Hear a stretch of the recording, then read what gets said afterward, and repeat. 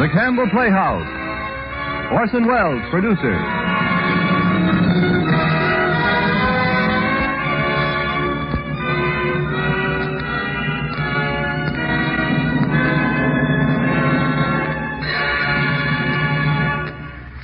Good evening.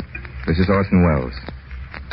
Tonight we have the honor to bring to you once again the foremost actress in the American theater, Miss Helen Hayes, and to bring her to you in a part of her own choosing as a famous actress of another generation, as Donna Broome in Clemence Dane's Broome Stages. And now, Broome Stages with our exclusive Campbell Playhouse star, Miss Helen Hayes, and Orson Welles. Ladies and gentlemen, there isn't one of you, I suppose, who doesn't know the name of Broome. To those of you who are young, it means simply the name of one of your favorite movie stars. And to those of you who are older, it means, I know, the memory of many great evenings in the theater. Well-beloved stars with their own companies, in town and on the road. Stephen Broome in England, and Russell Broome in America, and Donna Broome. You remember them well, with gratitude and affection.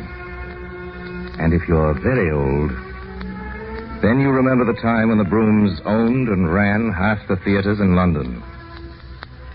There was the Gloriana near Covent Garden, and the Janista on Oxford Street, and then later the Syracuse on the south side of the river. I've been to the Gloriana, still one of the great London playhouses, for Harry Broome and Maud, his Irish wife, built strongly and built well. It's been remodeled, but the famous roof survives, and rehearsals are still held there in fine weather, and the fancy pillars at the entrance still stand, and the great curtain made of looking glasses. And in the lobby, facing the ticket buyers, there still hangs the Sargent portrait of Maud herself. It's like her, too, I understand, though Donna, her daughter, always felt there was something wrong with the eyes. But then Maud didn't sit for that portrait of hers, and never knew that they'd hung her up in the entrance hall of her theater. But 2 years after its opening, she died of a fever caught at an all-night rehearsal. And with his wife's dying, Harry Broome's happiness ended like a candle blown out. That was 50 years ago. He went on acting, of course, and the theaters went on. There were plenty of Broomes left in the world besides Harry. So, of course, there always will be. Plenty of Broomes. Bring me no more reports.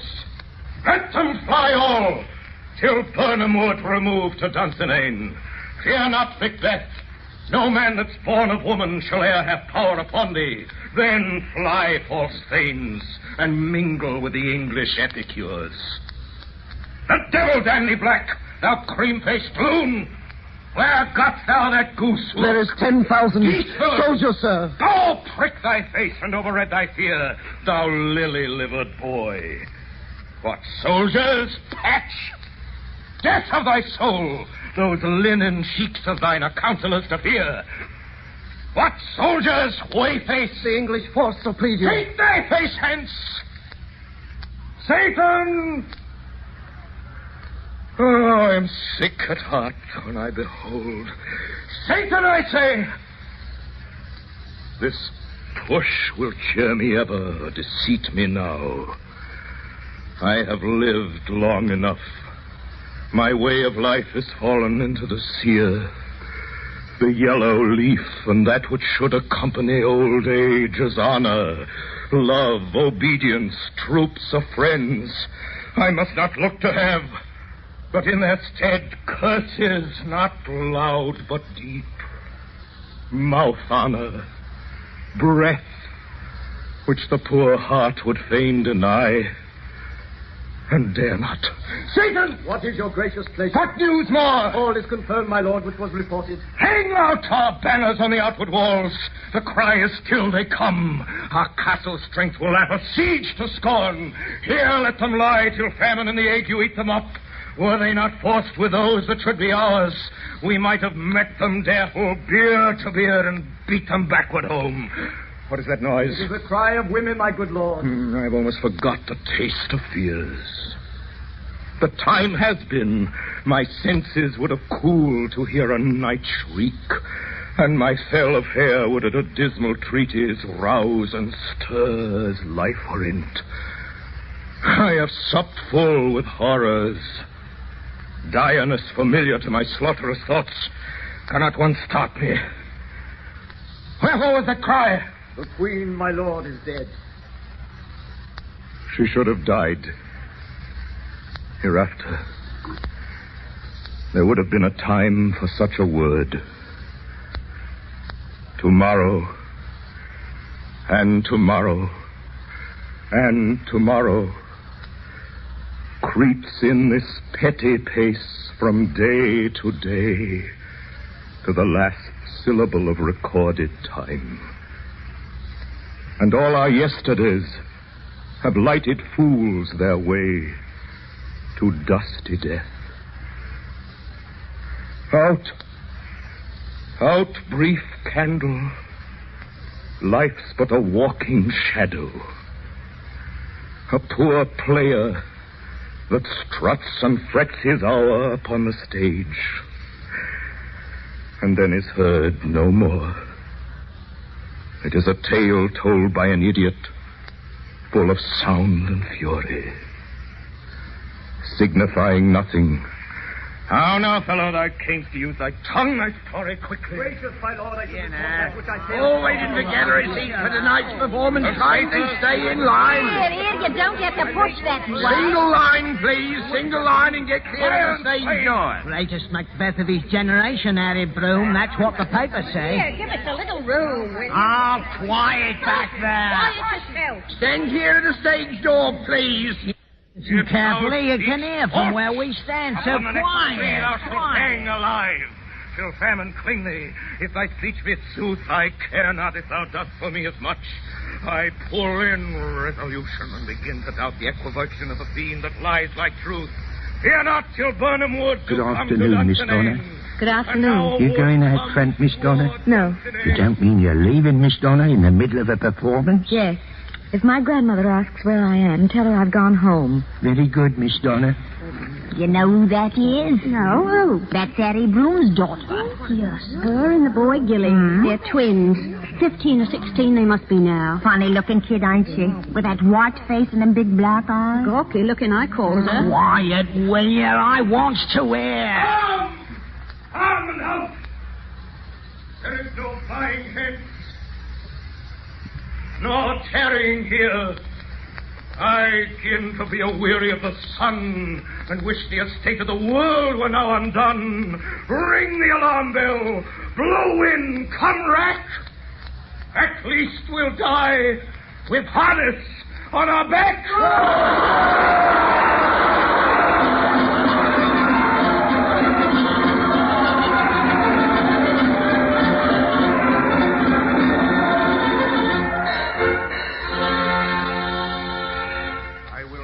I will not. You heard them cheering just now, and what was the name they were calling, sir? Broome, Broome, Broome. They've been calling that name, sir, for over 100 years. In every theater, in every town in England, sir. And in America, too. That name's been heard wherever there have been actors and plays. Broome. Richard Broome. He was the first.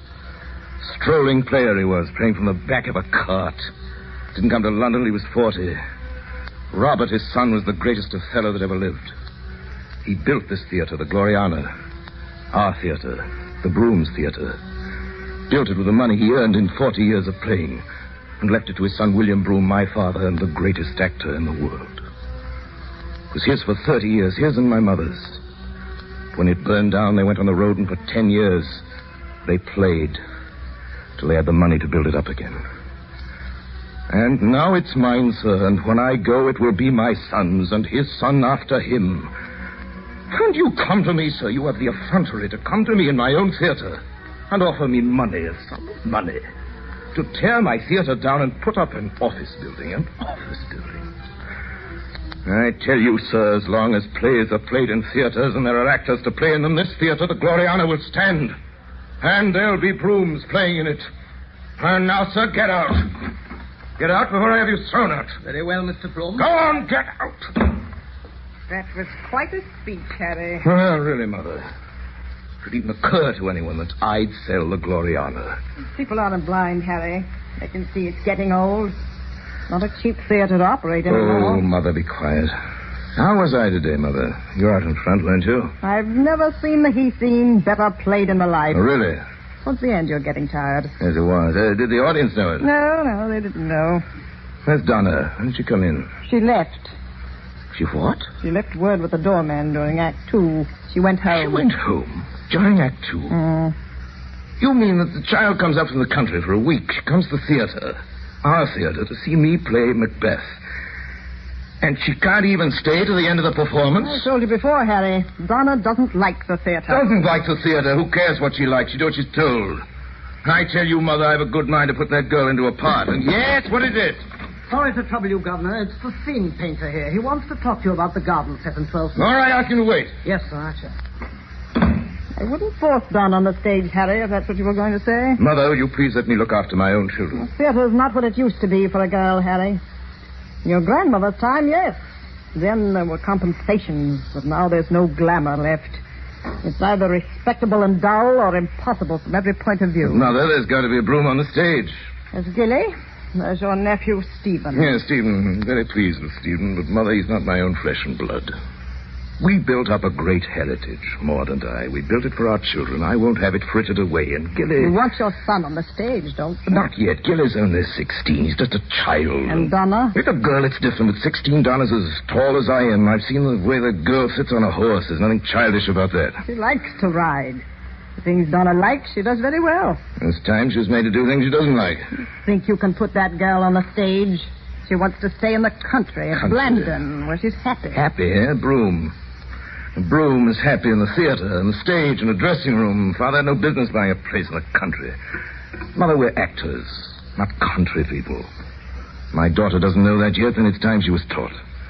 Anyway, I never have been able to understand that girl. Well, perhaps if you tried a little harder. Tried? What are you talking about, Mother? Do you think I have the time? You always had time for Gilly.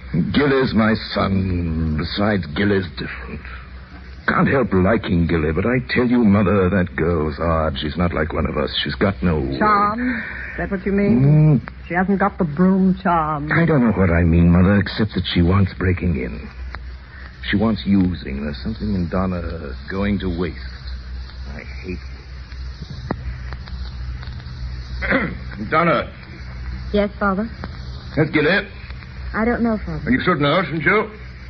Last week of your brother's holidays. He goes away Monday. Yes, Father.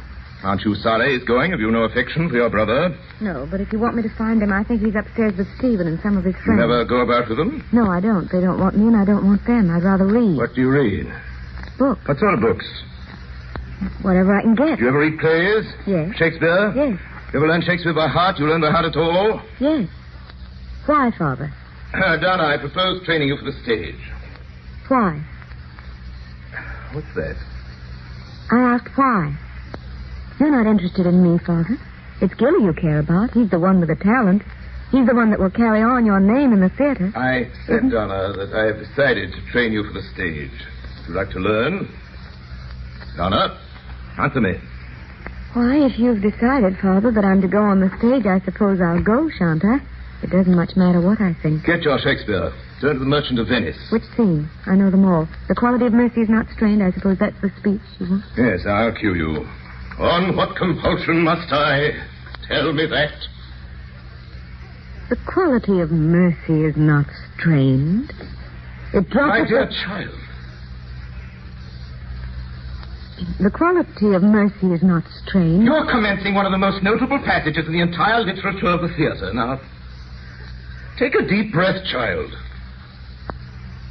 The quality of mercy is not strained. It droppeth as the gentle rain from heaven upon the place beneath.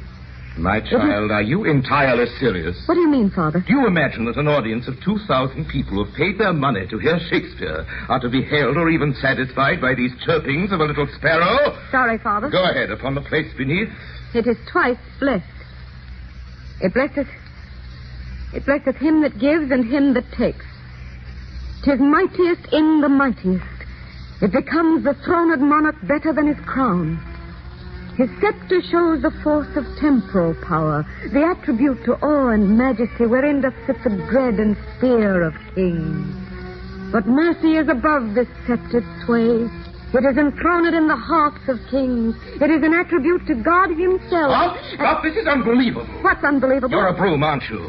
Yes, I am a Broome. Well, for the love of heaven, girl, you have a voice. You're blessed by God and 7 generations of experience with the instrument of poetry. Use it, girl. She isn't speaking poetry. She's reasoning with Shylock. Why should she rant at him? Ranting isn't the word. Oh, yes, it is. I know the kind of thing you want, and I won't give it to you. Donna, my child, you'll read the quality of mercy to me as it should be read. As I wish it read. Or you won't play it at all. Then I won't play it at all.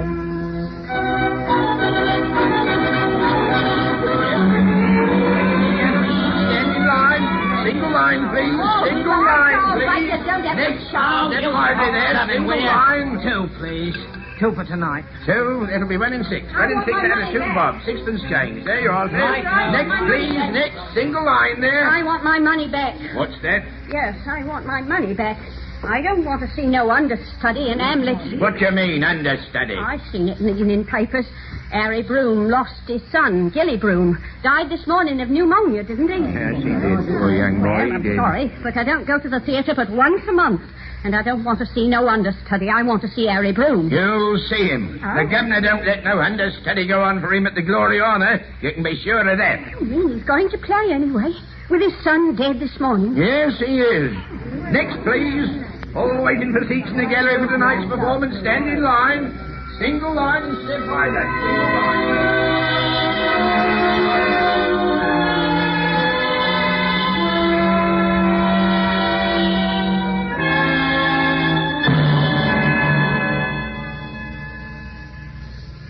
Why have you come, Stephen? Your father, Uncle Harry, sent me. Why did he send you, Stephen? He couldn't get away. He could write.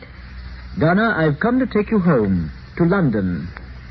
You've come to take me home. This is my home, Stephen. Here at Blandon. This is my life. Donna, your father wrote you weeks ago after your brother's death. You knew what he wanted then. And I refused. I told him I never would, never could come back. So why can't he leave me alone? Donna, he still wants you to come. You mean, Stephen, I'm to live at London and go down to the theatre every night with Father and throw myself into my acting and be one of the Broomes? I couldn't do it. You could stay with us, with Madeline and Bee. Stephen, I won't go to London. Donna, did you know that in the few weeks since Gilly died, your father's hair has gone quite grey? Oh? You know how he feels about the theatre, the Gloriana, and about the succession. But while there was Gilly, you could do as you pleased. But now that Gilly's gone, can't you see where your place is? Come, Donna, be human. I won't come. Donna. I won't. You'll have to come. I won't. This is my home. Here at Blandon, in the country, where I belong. The only place in which I've ever been happy. And now he wants to take that away from me. Well, he won't. How are you going to live, Donna? I have my allowance. He wouldn't take my allowance away. Stephen, he wouldn't take my... He'll use every weapon he has. And I always thought at least he was generous. Your father is generous in his own way. But you're fighting a battle with him and you won't own you're beaten. When you own it, then he'll be generous. Very generous.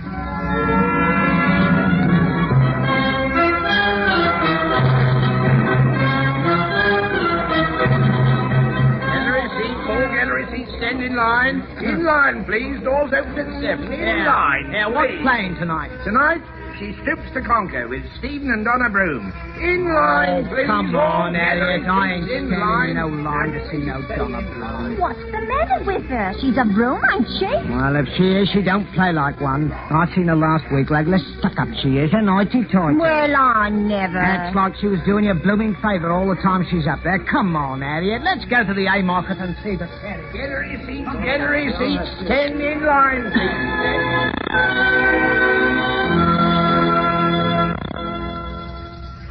Mr. Broome, you said you'd see me today, sir. I'm sorry, ladies and gentlemen. No casting. Sorry. Could I come back in a few weeks, Mr. Broome? Certainly, I'll be glad to see you. Stephen! Goodbye, Mr. Broome. Thank you. Stephen, you said you wanted to see me. You've made me wait an hour. Donna, why can't you be civil when you come through these people? What people? These actors after parts. Old Couloris, Edna Barrier. Oh, Stephen, really, after all, Just because you're a Broome and the governor's daughter and you know this place will belong to you when my uncle dies. I think you must be out of your mind, Stephen. I never thought of any such thing. Well, they think of it, poor devils, when they see you sailing past. What did you like want to speak Cleopatra. to me about, Stephen? Be as quick as you can. I should be late for lunch. I'm sure Madeline's waiting for you. Madeline's away. Oh? And the boy's been sick. Well, Donna, it's a rather difficult matter to begin. Yes, come in. Well, the stage carpenter wants to speak to you for a moment, sir. Yes, oh, yes. Come in, Herman. It's about frames of them doors. I can't get them done by Monday. Knock me out. I have help. What's Tolman doing? Busy on Sky. Doesn't take him off, but it won't be dry on time. All right. Cut across the bridge to the St. James and ask the carpenter there. He'll lend you a couple of men. That's right. Well, Donna, as I was saying... Yes, Stephen? It would be civil of you to listen, Donna. I'm listening, Stephen. I can't talk to your back. What? Oh, I'm sorry. Well, go on. Well, it's only... Yes. Well, so Mr. Morris to see you, sir. Oh, send him away. I'm seeing nobody this morning. Well, Mr. Broome, he says that... I don't care what he says. Put him off somehow, old boy. All right, you are. Ah, come on, Donna, this way. Where? Let's go up to the roof. What? It's the only place they don't bother you. I've never been on the roof. Well, you're coming now.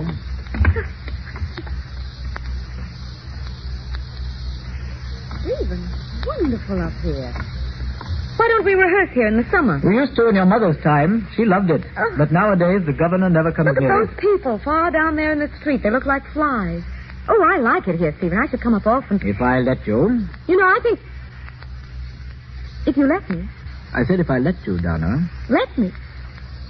Is there any reason why you shouldn't? None at all. None at all if you stay on here at the Gloriana. Oh, Stephen, you know well enough that I've got to stay here. Day in, day out, night in, night out. For the rest of my natural life. Father's made that plain enough. That's why he thought of you as an asset. He was hoping you could play Cordelia with him in the spring when Uncle Russell came over from America. But now he's beginning to wonder whether you are an asset. That's what I was going to talk to you about. Your father's a businessman.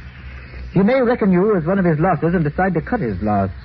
Then, I dare say, he'll send you back to Blandon, where you so much want to be. I expect you'll be pleased at that. That's why I tell you, I'm always willing to give you pleasure. I don't know what you're talking about, Stephen. You know what I think, Donna? I think you're a cheat. Stephen. Oh, I don't know what you mean. say stupid, Donna, when you've been so exceedingly clever. Cheat? Well, what have I done, Stephen? You don't tell me what I've done. You make it impossible for people to play with you. You shut yourself up. You play for your own hand. It reacts on the company. They feel you despise them. But I don't. I don't even... I never think of them. You find the company friendly? I don't know. I've never thought. Well, it's time you did. Do you know what your audiences think of you? I may as well hear the worst of myself. What do they think of me? They think you're a piece of handsome machinery in good order. It's not true. Perfectly true. What else are you? You're not a woman. You're bloodless and inhuman. You can neither give nor get love. Shall I tell you, Donna, what a critic said to me the other day? No, I don't want to hear it. You can say things about me, Stephen, and I'll let you. But I won't let anyone else.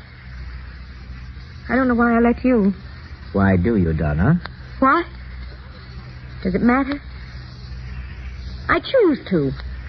But I won't endure it from other people. Even from you, it's hard enough to bear. You make me out hard and cold. And if you think that, then I'd rather you'd say it, of course. But I'm not hard and I'm not cold. Donna, I didn't think... Oh, I don't care. I don't care what you say. Sun's unbearable on this lead roof. I'm dizzy with it. Donna, come back here. Haven't we finished, Stephen? There's really no more to say, is there? I can't be lectured forever. Can I? Donna, what's the matter? Stephen. Can't you see? I love you, Stephen. Donna. That day when you came to Blandon to fetch me, you were so...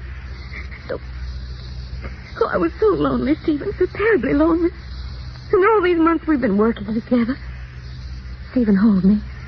Hold me in your arms. Stephen.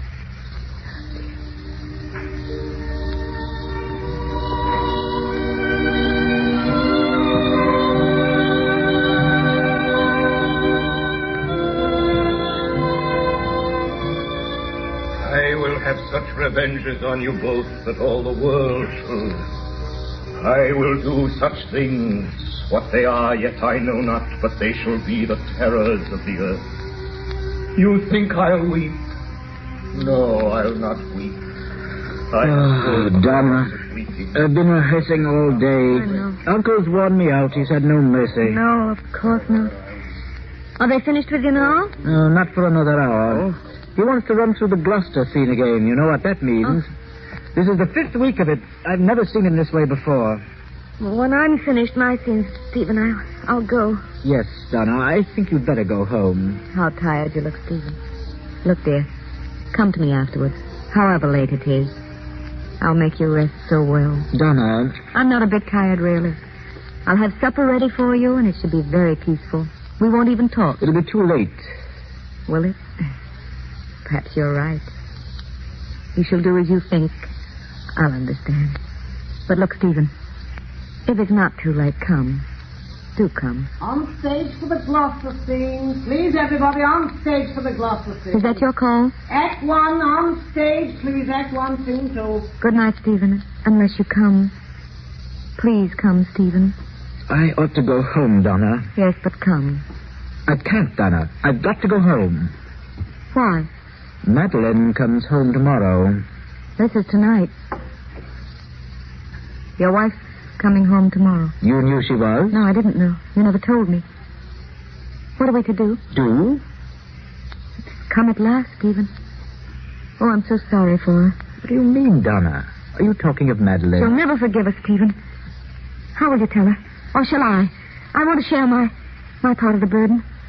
Oh, Stephen, if we didn't love each other, this wouldn't be bearable. Donna. What is it, Stephen? You look so strange suddenly. What's the matter? Yes, what is the matter, Donna? What have you got into your head? What have I... I'm not going to tell my wife anything. You're not? Am I to tell her then? No, nobody is to tell her anything. But aren't we in love, Stephen? Won't she divorce you? Shan't we get married? Oh, my poor darling. You don't look at me. You don't answer me. Stephen, why don't you answer me? What's frightening you? Shan't we get married? Shan't we? Oh, don't spoil everything. We've had a wonderful time, haven't we? Well, it's over. It's over. It must be. Can't you see? Oh, don't be such a child, Donna. I'm married. We're people of the world, not children. Don't you see? Yes. I see. Yes, but why do you make me seem so... Why do you pretend... Oh, I don't have to explain things, do I, at this time of day? Oh, you're explaining very well, Stephen. One thing I want to know, though. In all these weeks, through all that's happened, haven't you loved me at all? Stephen, even a moment ago, weren't you loving me at all? I've loved you precisely as you've loved me, Donna. We've always understood each other. At least I thought so. Act 1, scene 2. Oh, Donna, there's my call. On Stephen. stage, please. What's the use of talking? This thing's got to stop sometime. It had better stop now, don't you think? If Madeline were dead, would you want it to stop? Say it. Give me a yes or no. Look, Donna, if I said no, it wouldn't be true. And if I said yes, it wouldn't be true. Darling, if you go to a ball all night long and enjoy yourself, that's the end of it. You want it to go on forever? Of course not. The end of it is you want to go home. Oh, Donna, don't look like that. What do I look like? Do I look sad? Do I look angry? Hurt? Then my looks belie me, Stephen. Truly they do. You're right, of course. It's got to stop. It's been wonderful, hasn't it? I'll never forget it, will you? And I'll never forget you, Stephen, and all you've taught me in these few months. Donna. Don't look so agonized, dear. You make me laugh, Stephen. You look exactly as if I were the one who would break things off. And Broome, on stage, please. The Gloucester scene. You must go down, Stephen. But kiss me first. We shan't be alone again, darling. Ever. Mr. Broome, please. Coming! Stephen, I wish you'd stand by for your cue. Sorry. Is Donna back there? Are you there still, Donna? Yes, Father. Don't go yet, Donna. I finished this scene. I'd like to run through with you. Ain't you tired? Not at all. I'll wait. I like watching. All right, One gentlemen. scene 2 already. Get on then. Now, Stephen. Thou, nature, art my goddess. To thy law my services are bound. Oh, no, you're putting nothing into it, boy. Smile, boy, be gay. If you can't give me gaiety, the part goes to pieces. Now come on, try it again. Thou nature art my goddess. To thy law my services abound. Wherefore should I stand in the plague of custom? That's it, boy, smile. And permit the curiosity of nations to deprive me, for that I have some 12 or 14.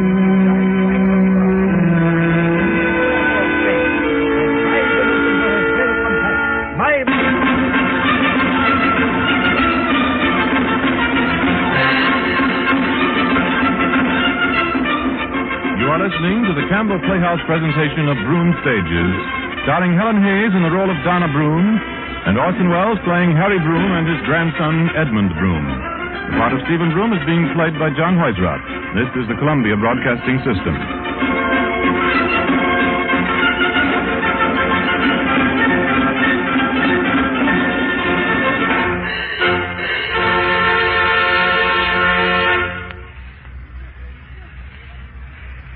This is Ernest Chappell, ladies and gentlemen, welcoming you back to the Campbell Playhouse. In a moment, we shall resume our presentation of Broome Stages, starring Helen Hayes and Orson Welles. And now we resume our Campbell Playhouse presentation of Broome Stages, starring Helen Hayes and Orson Welles.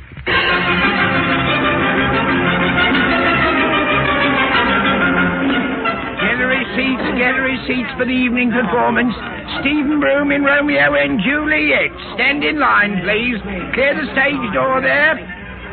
Excuse me, I'd like to get through. Yes, here there. Make room there. Clear the stage door, please. Thank you. Who's that? Who's that went in the stage door? I don't know. A woman in black. That's funny. In the middle of a performance. It ain't funny.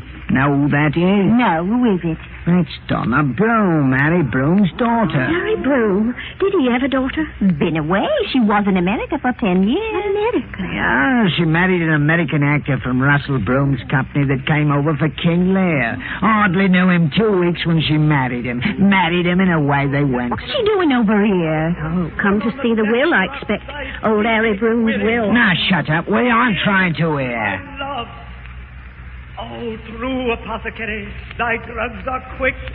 Thus, with a kiss, I die.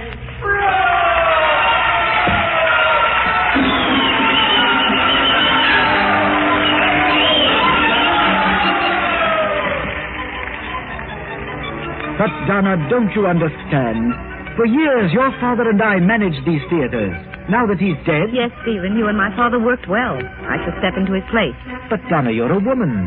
Why, for 12 years you haven't even lived in this country. Oh, don't talk rubbish, Stephen. I've been managing my own companies in America for 8 years. Well, Donna, you can't be in two places at once. When you go back to America... I'm not going back to America, Stephen. You may as well know. My husband and I are separating, probably a divorce. We have nothing in common, and my work is here. Your work? I'm guardian for Edmund, my son. The business is Edmund's inheritance. And Eustace's? Oh, certainly. You shall look after your son's inheritance, Stephen, and I shall look after Edmund's. I'm very anxious to work with you, Stephen. But, Donna, I've tried to explain to you it's not possible for you and me to... Why not? You see, I don't intend to leave you with sole control, Stephen. I don't see how you can help it, Donna. Before he died, your father made me managing director. Oh, yes. But he's dead now, and the property is half mine. As half owner, I wish to make this arrangement. Well, as half owner, I object, so it's deadlocked, Donna. Of course, if you want to make a dispute of it, Stephen, you can always call in my lawyer. Donna, what do you mean? I've saved a fair fortune, Stephen, but I'm prepared to spend every penny of it fighting for my right and Edmund's. Either you and I work together as my father wished, or the property must be sold. Donna, after all that's happened between us, do you really believe that we could work together? I don't see why we shouldn't. We're arranging a partnership, Stephen, not a love affair. Well, Stephen, do you want to talk it over with your wife? You know perfectly well what she'll say. She'll be extremely puzzled that you should dislike working with me. No, she wouldn't. So you did tell her. You added even that. You couldn't even hold your tongue. She guessed. Did she punish you? My wife's an angel.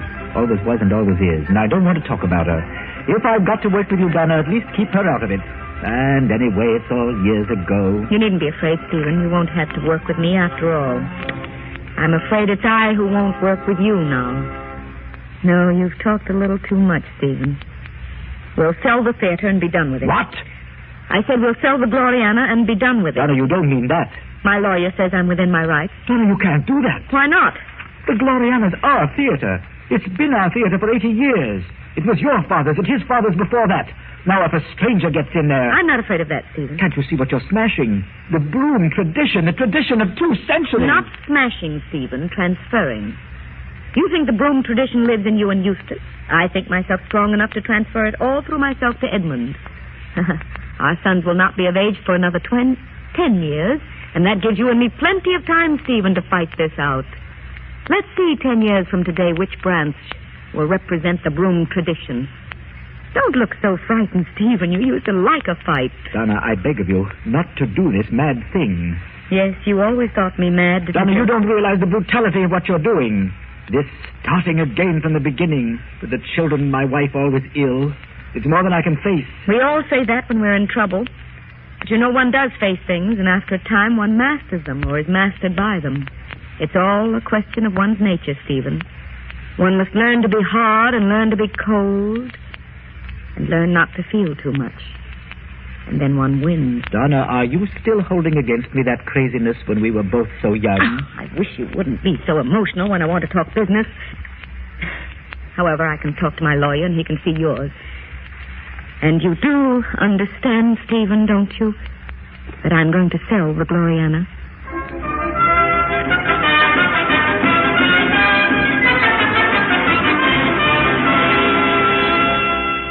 Half an hour, please. Half an hour. Half an hour, Miss Broome. Thank you. Is Mr. Edmund in there, Mum? Yes, Joe, I'm here, thanks. Oh, half an hour, please, sir. Half an hour. You'd better go and dress, Oh, Edmund. not yet, Mother. It doesn't take me 5 minutes. It should, Edmund. Even on the road, you know. Well, it does as a rule, Mother. Let me stay here and talk with you a little longer. You missed me? How'd the show go last night? Fairly. Not a good house, and Henry and your part wasn't very good. Have you arranged anything, Edmund, with the theater in Manchester? No, it's as I thought it'd be. Cousin Stephen has been in Manchester before us. He's there this week with the School for Scandal and the Cigarette Maker's Romance. So they don't want another Broome company for quite a while, That's is that it? That's it. You do get in each other's way, don't you? You and Cousin Stephen. It's astonishing how he draws, too, in spite of his third-rate company. You watched their show, then? Yes. How did he play? Is he aging? Does it show? Well, he's not so much aging, Mother, as looking badly. You know his wife Madeline died last week, I suppose. I told you of that myself. I suppose, Mother, this feud between you and Stephen has got to go on. Feud? Hand me that eye black there, will you? Sure, here you are. Thanks. What do you mean by feud? Your cousin and I are necessarily business rivals, and as you know, there have been interminable money disputes. But business is business, even in the theater. But feud... Mother, don't bluff. Of course it's a feud. You both had your knives at each other for years.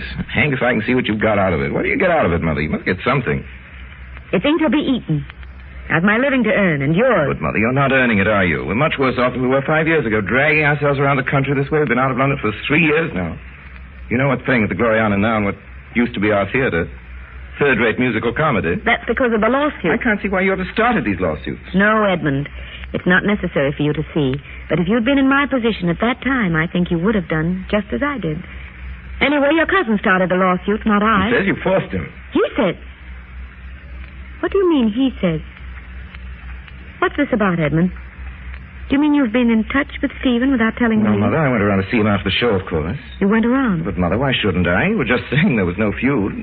I like Stephen's acting very much, and I hadn't seen him for years. I just thought I'd go around, so I went around. So, of course he saw me. We got on very well. He asked after you, too, as a matter of fact. After me? Isn't it all bitter? He's pretty hard up, I think. Did he speak of his wife? Of Madeline? Oh, yes, poor devil. He's got some sister-in-law there to look after the children. And Eustace? Eustace is at Oxford still, of course. I see. Stephen's son is at Oxford, but my son is earning his living. Well, suppose you'd sent me to Oxford and I consented to go, Mother. Anyway, Cousin Stephen is half killing himself to do it. He seems to have told you a good deal in one interview. Quarter of an hour, please. All right. Quarter of an hour.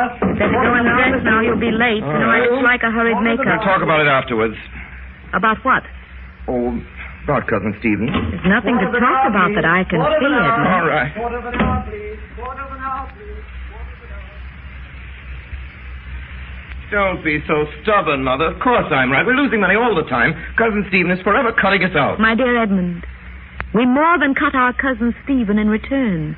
For every penny we lose, he loses a shilling. Yes, Mother, but why lose a penny or a shilling? Why did Grandfather and Uncle Russell succeed as they did? Because they knew how to combine, that's all. Combine? Now, look here, Mother, I have a scheme. I've been working at it for weeks. I don't want to hear it, Edmund. Mother. It seems to me very impertinent of you, at your age. Mother, you brought me up to look at this company as my inheritance.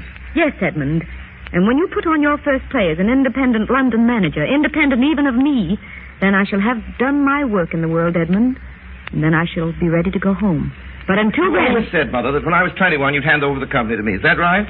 Yes, I Well, did. I have a year off, but I swear to you, the day I'm 21, this is what I'll do. I'll go straight across to Cousin Stephen, and we shall combine our companies. Then we'll soon be back in London at the Gloriana. Oh, that's just a dream. Of course we will. With Edmund. Stephen and you and me together, the Brooms together again, there's no limit to what we could do. So why not let me go to Stephen instead of frittering away another year? Another year, it'll be too late. Cousin Stephen will be smashed. Mother. I'd like to see that ending. I'd like to see your cousin Stephen smashed, crashed, wiped off the stage, wiped out of the history of the theater. Yes, Mother, I know all about that. A vindictive lot, we Brooms, and proud of it. But, Mother, this isn't 20 years ago. This is today. I wish you could see what an opportunity this is. You can hate Cousin Stephen as much as you like, and he can hate you. Does he? Well, he won't discuss you, naturally, but he's not exactly warm and cheerful when you're mentioned. But, Mother, what I'm trying to say is you can hate each other as much as you like as long as you don't mix me up in it. It hasn't anything to do with me. But what does concern me is my chance of going into management as a Broome, of acting in my own theater once more. You don't know what you're asking, Edmund. Yes, I do. I'm asking you not to be sentimental. How dare you, Edmund? Sentimental, Mother. Mother, I set my heart on this. So I see it. Well, what about it? You see the sense of it, don't you? Oh, yes, I see the sense Well, of it. Mother, will you meet Cousin Stephen? He won't meet me. That's what he said. Oh, so you've talked to him already? Of course, Mother. Crack the soft nuts first. Oh, Edmund, Edmund. You see, Mother, this isn't some sort of a test of me, of my power to get my own way. If I can make you and Cousin Stephen do what I want, I shall be, it seems to be pretty sure that I'm on the right lines. For what, Edmund? Well, for making everyone else do what I want, of course. Mother, I do want my life to be a success. And mastery, that's the greatest thing in life for me. Mastery, I want to master everybody. And if you meet someone you can't master, Edmund, sooner or later? I'd beat him somehow. Supposing you couldn't? Oh, how I'd hate him. I don't hate you, Edmund, though you generally get me to give in to you. Well, if you didn't, I should hate you, Mother. Oh, my son. I should. Edmund, if one day your son said the same thing to you... My own son? Mm-hmm. I should see that he kept his place. Pooh. You'll be proud of him as I am of you. I'd like to see a son of mine try it on, that's all. I'd break him, then I'd build him up again. First, I'd break him. I don't want to break you, Edmund, though you are too much for me. Yes, but that's because we agree, Mother. We agree so well. Right now, you're only making objections, you know, to amuse yourself. Very well, Edmund. Make the appointment. I'll see him.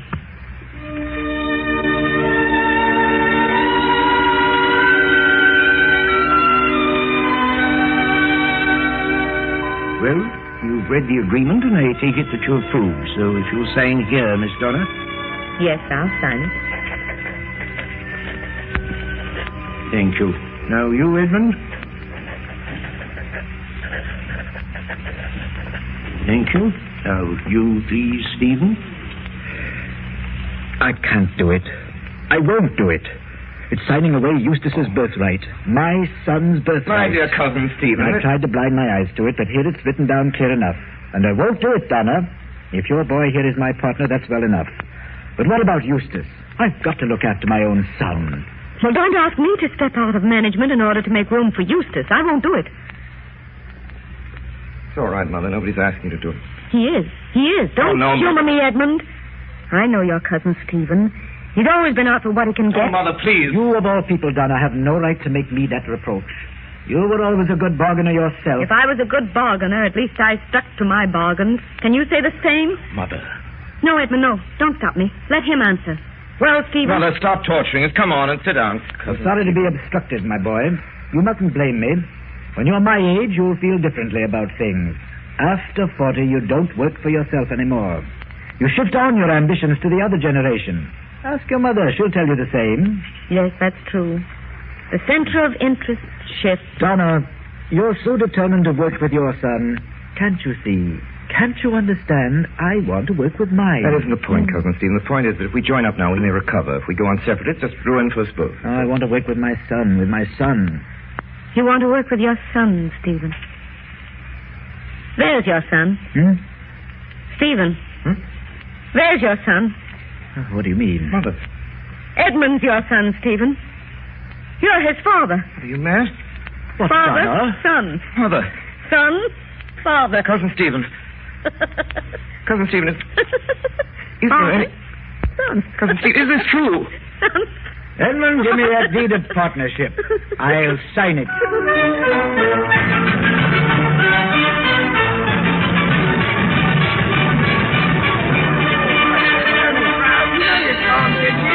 Keep clear of the stage door, can't you? Keep clear. Shut up, will you? If we can't see, we want to hear.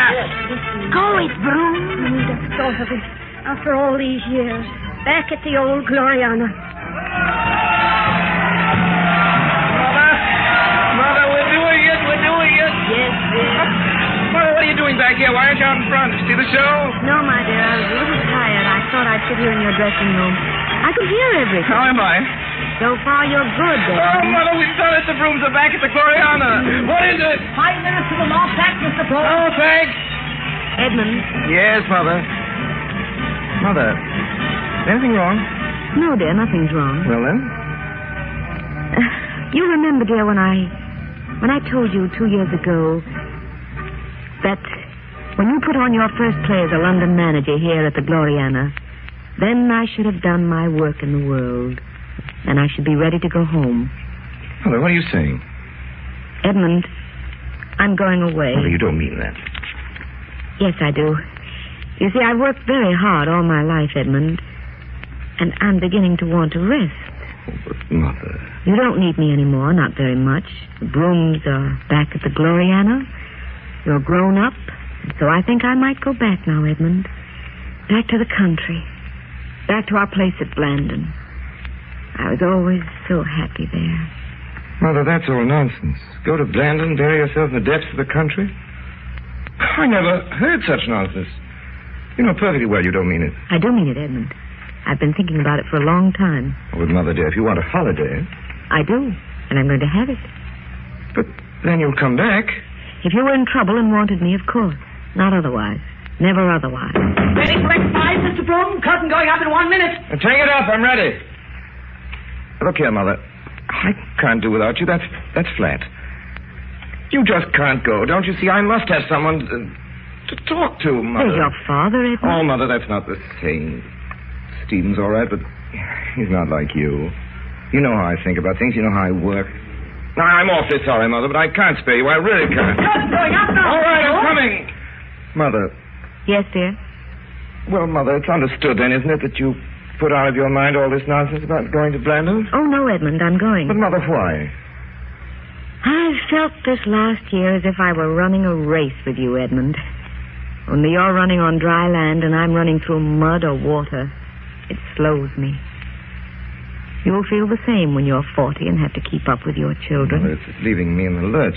It's unlike you. Imagine me all alone coming home tired. Darling, no one to speak to. Oh, you'll get accustomed to being alone, Edmund. You'll like it, really. No, I won't. You know, my dear boy, there are times when my authority irks you. And I'm too old to learn how to lay down authority. Well, Mother, you and I... Here's your entrance, sir. Right. Mother, for the last time, you can't do this. Mr. Broome, Right. You must be out of your mind. The theater's your life. It's all that you love. You're wrong, dear. I've always hated the theater. Mr. Broome. Right. Make all our trumpets speak. Good evening, Give Miss them Donna. all Good evening. You going out front, Miss Donna? No. You don't mean you're leaving, Miss Donna, in the middle of the show? Yes. If my son asks for me, tell him I've gone home. Very good, Miss Donna. Now then, come on. Clear the stage door, please. All right, Good night, Miss Donna. Thank you. Good night. You know who that was?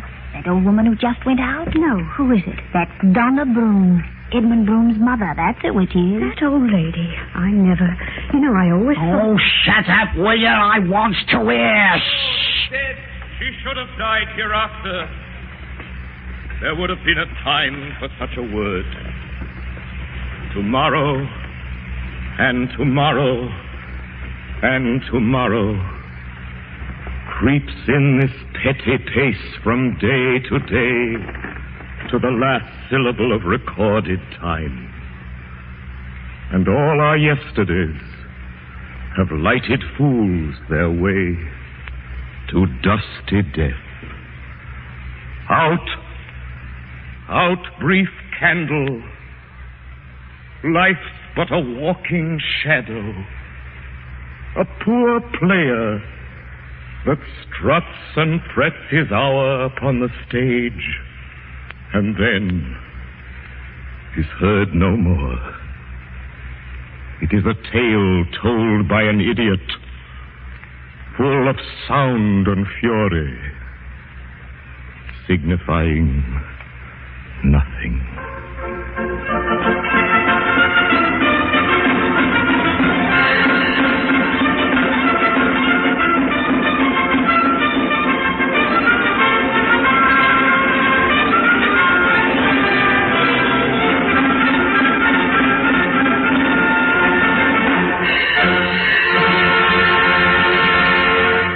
You have been listening to Helen Hayes and Orson Welles in the Campbell Playhouse presentation of Clemence Dane's Broome Stages. And now Orson Welles with his guest, Miss Helen Hayes. Just a moment, Mr. Chappell. Yes, Miss Hayes? I want to tell you, Mr. Chappell, the way you describe Campbell's tomato soup always makes me hungry. Well, thank you very much. But, you know, long before I first heard you talk about it, we were having it often at our house. You see, we like it. Well, Miss Hayes, I think you've given us the real reason why Campbell's tomato soup is bought and served more often than any other soup in all the world. People like it. And now, ladies and gentlemen, Mr. Orson Welles. I told you, ladies and gentlemen, that tonight's broadcast was Helen Hayes' own choice. Broome Stages, she tells me, has long been her favorite story of the theater. And when Miss Hayes says the word theater, believe me, she's talking about something she knows. She's been in it since childhood, and I doubt if there's anyone in this generation who's worked so successfully, so unselfishly and tirelessly to keep this theater of ours a live and burning thing in the hearts of audiences the country over. This moment, with her most recent New York success, ladies and gentlemen, Miss Hayes is once more on the road. Last night, within a few minutes of the curtain going down, she was on her way to New York to be with us today. Tomorrow she plays in Boston. And after Boston, I believe, what is your next stop after Boston, Ellen? I'm off to Buffalo. Off to Buffalo. Well, we were speaking of the road and of the quite theater. a few things have changed since Donna Broome went touring with her American company, of course. There were no planes or radios in those days, and most of the theaters where she appeared have long been torn down. Yet in the audiences to which we play, there must be sitting every night grandchildren of those who saw Donna Broome. If I may interpret you, you mean if there really had been a Donna Broome. But there was, Orson, there was. Though that may not have been her name. She existed, I know she did. And she'll always exist as long as there are theaters standing and shows produced and audiences to enjoy them. As a matter of fact, I know she existed because at this moment there's one thing about which I share her feelings completely. What's that, Ellen? About wanting to go home, Orson. I don't blame you.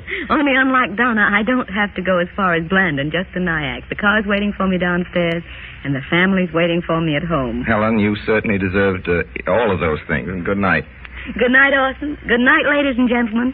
And once more, thank you. Thank you, every one of you. And, ladies and gentlemen, as to next week, next Sunday night, we bring our version of one of the most outstanding motion pictures of that master of the human touch in the cinema, Mr. Frank Capra. His celebrated Mr. Deeds goes to town, and our guest star will be that delightful and merry actress who has in a few years won herself an enviable position in the type of part that no one else plays quite so well, Miss Joan Blondell. And so until then, until next Sunday, and Mr. Deeds goes to town, my sponsors, the makers of Campbell Soups, and all of us in the Campbell Playhouse, remain, as always, obediently yours. Inviting you to be with us in the Campbell Playhouse again next Sunday evening when we present, by arrangement with the Columbia Pictures Corporation, Mr. Deeds Goes to Town with Miss Joan Blondell as our guest. This is Ernest Chappell saying thank you and good night. This is the Columbia Broadcasting System.